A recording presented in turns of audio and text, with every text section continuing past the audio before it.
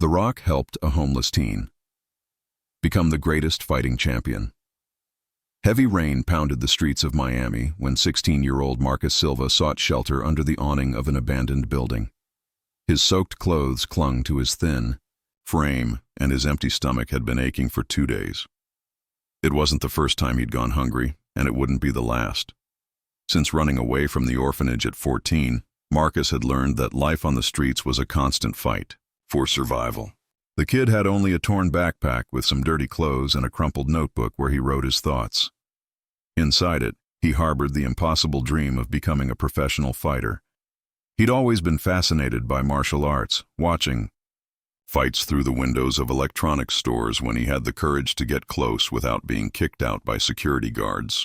On that cold December night, Marcus decided to seek shelter at the Iron Paradise Gym, a place he only knew from a distance.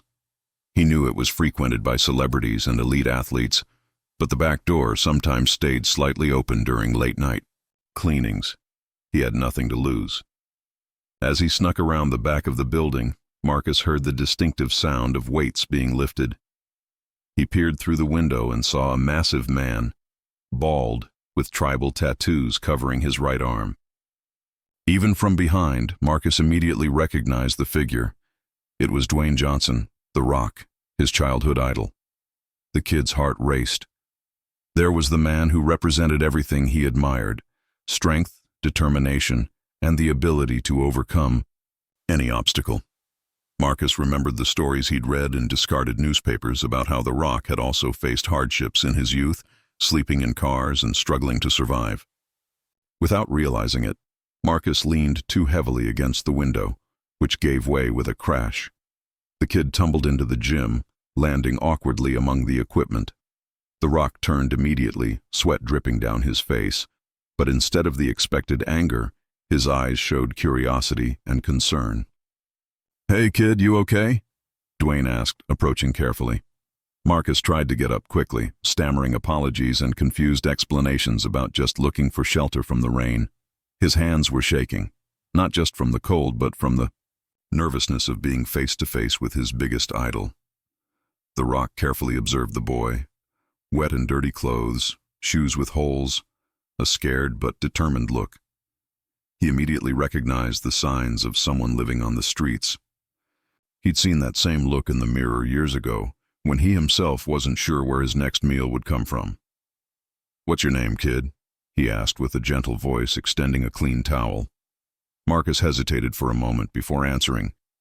"Marcus Silva, sir. I'm really sorry for breaking into your gym. I just wanted to get out of the rain." Dwayne studied the teenager's face. There was something special in those dark eyes, a flame that hadn't been extinguished despite the hardships. "You hungry, Marcus?" The question was direct, without judgment. The kid swallowed hard and nodded, embarrassed. "Come with me." The Rock guided Marcus to a small kitchen attached to the gym. He prepared 2 generous sandwiches and served warm milk. Marcus ate with desperate hunger, but tried to maintain some dignity. Between bites, he told his story: the orphanage, the escape, the months living on the streets, and especially his dream of becoming a fighter. "Why fighting?" Dwayne asked, genuinely interested. Marcus stopped chewing and thought for a moment. "Because when I watch fights, I feel like there's hope.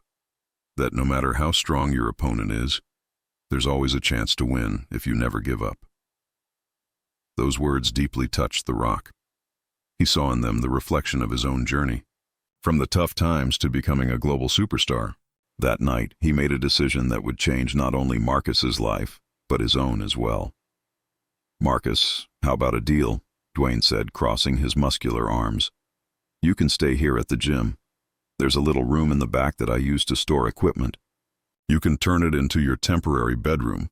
In exchange, you help me with cleaning and organizing the place." Marcus's eyes filled with tears. He couldn't believe this was happening. "But why would you do this for me? You don't even know me." The Rock smiled, a warm expression that lit up the entire room. "Because everyone deserves a chance, kid. And because I see something special in you. But there's one condition. If you really want to be a fighter, you're gonna have to prove you've got discipline and dedication." In the following days, Marcus adapted to his new routine. He woke up at 5 in the morning to clean the gym before the first clients arrived. During the day, he carefully observed the professional athletes' training sessions, absorbing every movement, every technique. At night, after everyone had left, The Rock began teaching him the fundamentals of fighting. "Fighting isn't about aggression or violence," Dwayne explained while demonstrating a basic stance. "It's about mental discipline, respect for your opponent, and knowing yourself. A true fighter first fights against his own limitations." Marcus was an exceptional student. He had an insatiable thirst for learning and a photographic memory for movements. Within weeks, he had mastered basic techniques that took others months to learn. But The Rock didn't make things easy for him. On the contrary, he was more demanding with Marcus than with any other athlete. "Why are you so hard on me?" Marcus asked after a particularly intense training session, where he'd taken repeated falls for 2 hours. Dwayne stopped putting away the equipment and looked seriously at the boy. "Because talent without hard work doesn't get you anywhere, and because the world out there will be even harder on you. Would you rather learn that here, where I'm preparing you, or find out in your first real fight?" Those words echoed in Marcus's mind. He understood that The Rock wasn't being cruel, but rather preparing him for a world that would show no mercy. From that day on, he doubled his efforts, training even during his free time. Months passed. Marcus grew physically, gaining muscle mass and definition, but more importantly, he grew mentally. He learned to control his emotions, read opponents' movements, and use his mind as his greatest weapon. The Rock also arranged for a tutor so Marcus could complete his studies, insisting that education was as important as physical strength.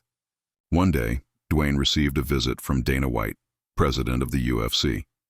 It was a routine visit to discuss some contracts, but Dana became intrigued when he saw an unknown young man training with impressive intensity. "Who's that kid?" Dana asked, watching Marcus execute a sequence of complex movements with technical perfection. "That's incredible.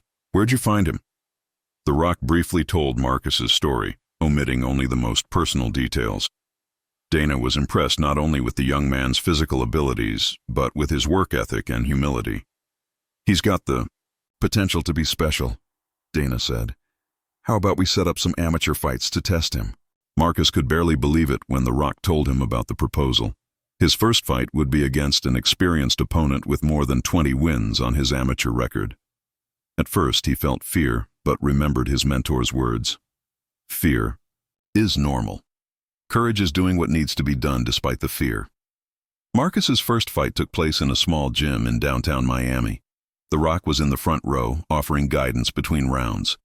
Marcus's opponent was 3 years older and visibly more experienced, but the kid stayed calm and applied everything he'd learned.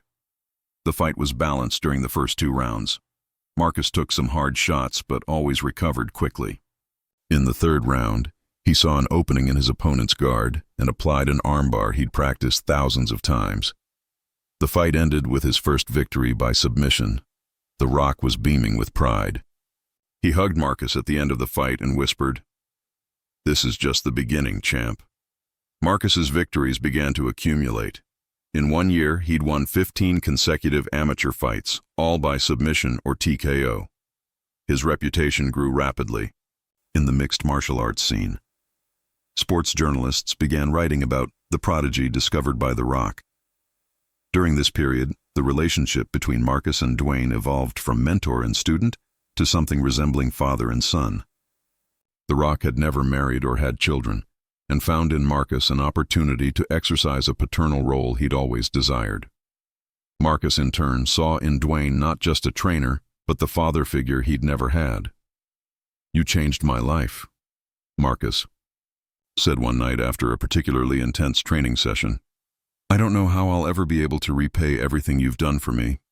The Rock placed his hand on the young man's shoulder. "You're already repaying it, Marcus. Seeing you grow, seeing your determination, it reminds me why I started fighting. You've inspired me as much as I've inspired you." When Marcus turned 18, Dana White officially invited him to sign a contract with the UFC. The news spread like wildfire through sports media. A kid who'd been found living on the streets was about to debut in the world's largest mixed martial arts organization. The preparation for his UFC debut was intense. The Rock hired the best specialists, a nutritionist to optimize Marcus's diet, a sports psychologist to strengthen his mind, and elite sparring partners to simulate different fighting styles. Marcus absorbed everything like a sponge, always asking, always learning. His first UFC fight was scheduled to take place in Las Vegas against Jake Morrison, a veteran with 8 wins and 2 losses.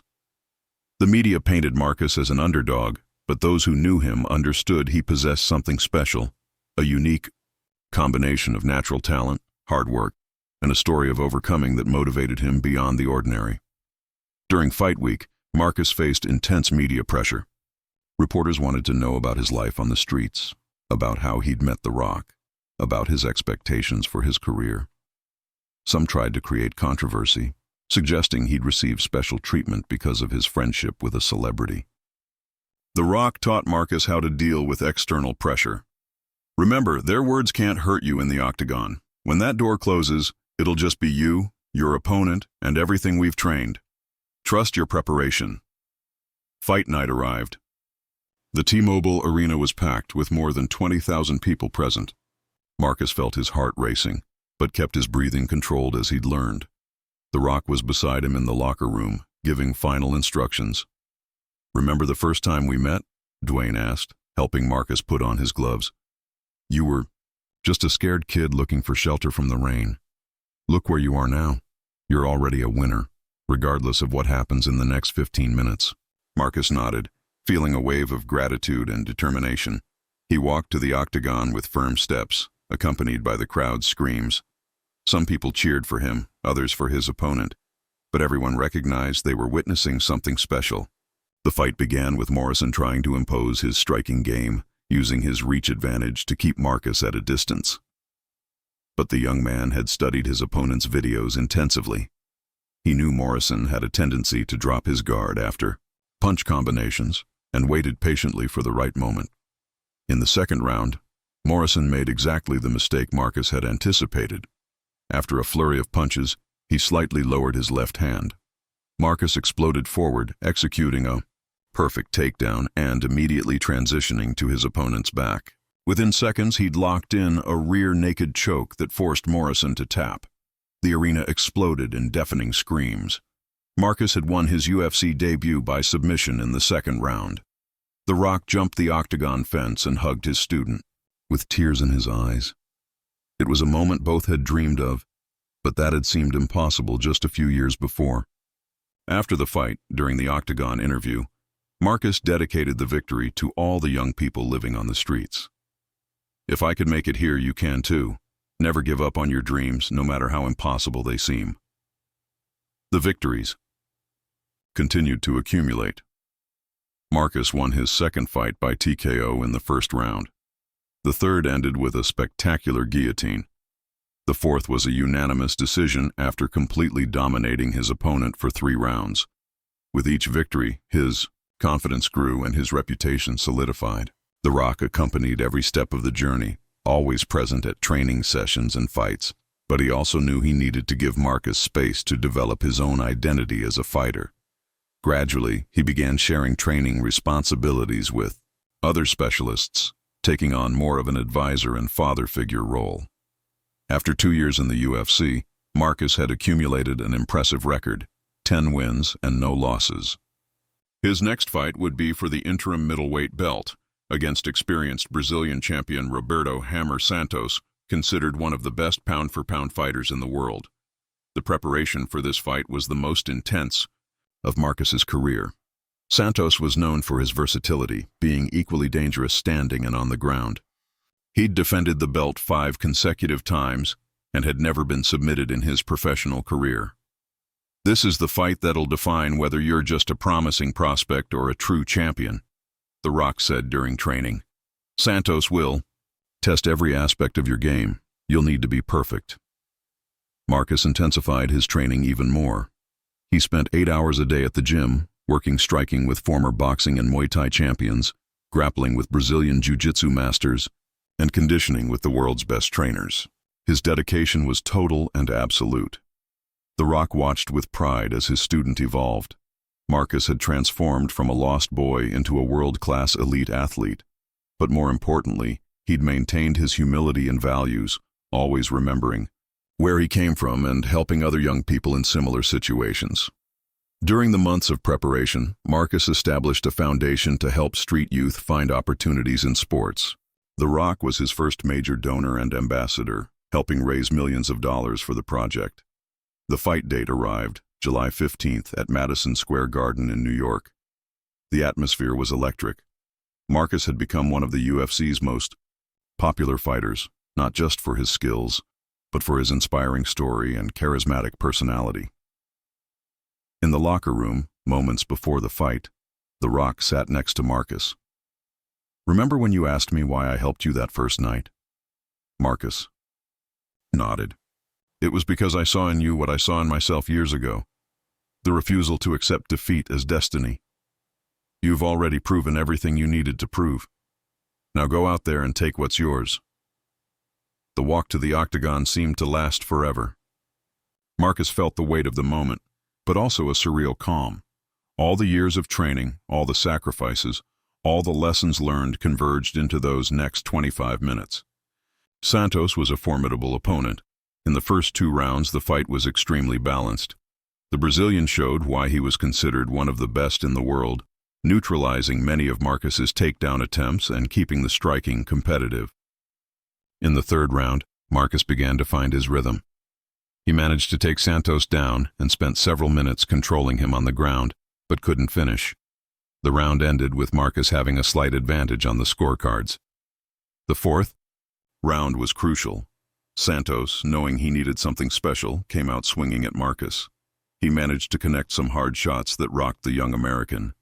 For a moment, Marcus seemed in trouble, but remembered The Rock's words. "When it seems like everything's lost, that's when you discover what you're really made of." Marcus responded with a devastating combination that nearly knocked out Santos. The Brazilian survived by a thread, but was visibly shaken. The round ended with Marcus taking complete control of the fight. In the 5th and final round, Marcus knew he needed a dominant performance to secure the victory. Santos, despite the wear, showed the heart of a true champion, continuing to fight with determination. Marcus got a takedown early in the round and transitioned to Santos's back. During the last 3 minutes of the fight, he worked methodically to get a submission. With just 30 seconds remaining, he perfectly locked in a rear naked choke. Santos resisted until the last second, but was finally forced to tap. Madison Square Garden exploded in an ovation that lasted several minutes. Marcus had won by submission and become the new UFC middleweight champion. The Rock invaded the octagon and embraced his student, both crying with emotion. During the post-fight interview, Marcus was almost speechless. 6 years ago, I was living on the streets of Miami, without hope and without direction. Today, I'm world champion.